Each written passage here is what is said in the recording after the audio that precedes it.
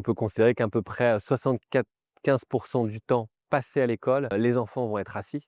Donc si on regarde le chiffre global de temps passé, qui est plus d'11 000 heures à l'école du CP à la terminale, si on fait le produit, on peut estimer que les enfants, globalement, ils sont assis plus d'une année entière, nuit incluse, sur une chaise pendant l'apprentissage scolaire.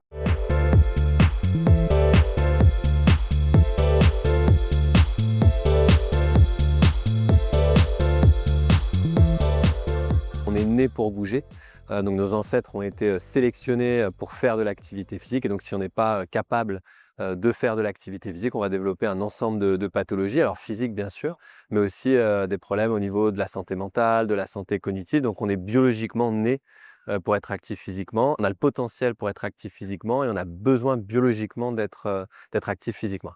Si on regarde l'ensemble des recommandations, donc activité physique, sommeil et sédentarité, le chiffre qu'on peut retenir, c'est que moins de 3% des adolescents atteignent ces 3 recommandations, donc suffisamment actifs, suffisamment de sommeil et respectent le temps d'exposition aux écrans. Donc c'est vraiment une situation qui est problématique, ouais. On est de plus en plus sédentaire avec une explosion de l'exposition aux écrans. Donc là, on est vraiment une situation où les enfants n'arrivent pas à mobiliser leurs muscles suffisamment. Il y a énormément de conséquences. Donc il y a des conséquences tout de suite, dans l'ici et le maintenant des enfants. Donc c'est une diminution des performances cognitives, une diminution des performances académiques, c'est des effets sur leur capacité cardio-respiratoire, sur leur capacité musculaire, sur leur risque de fracture, sur leur risque d'obésité. Donc on a des effets dans l'ici et le maintenant, et puis on a des effets aussi où on va préparer en fait des maladies du futur.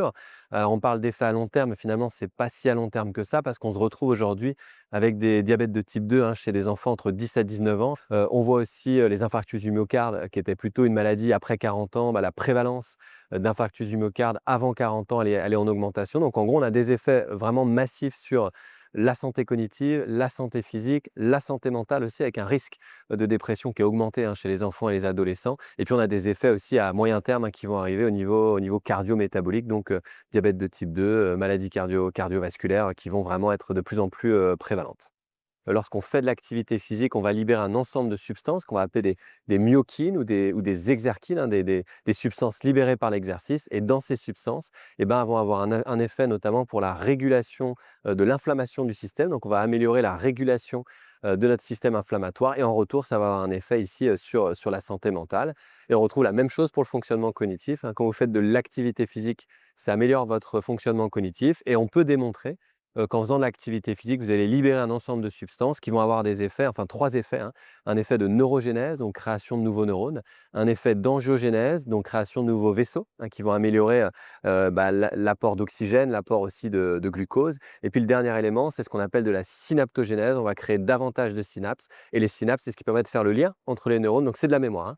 Donc en gros, en faisant de l'activité physique, on va avoir vraiment un effet sur la structure et le fonctionnement cérébral, qui en retour va avoir un effet aussi chez les enfants sur les performances scolaires.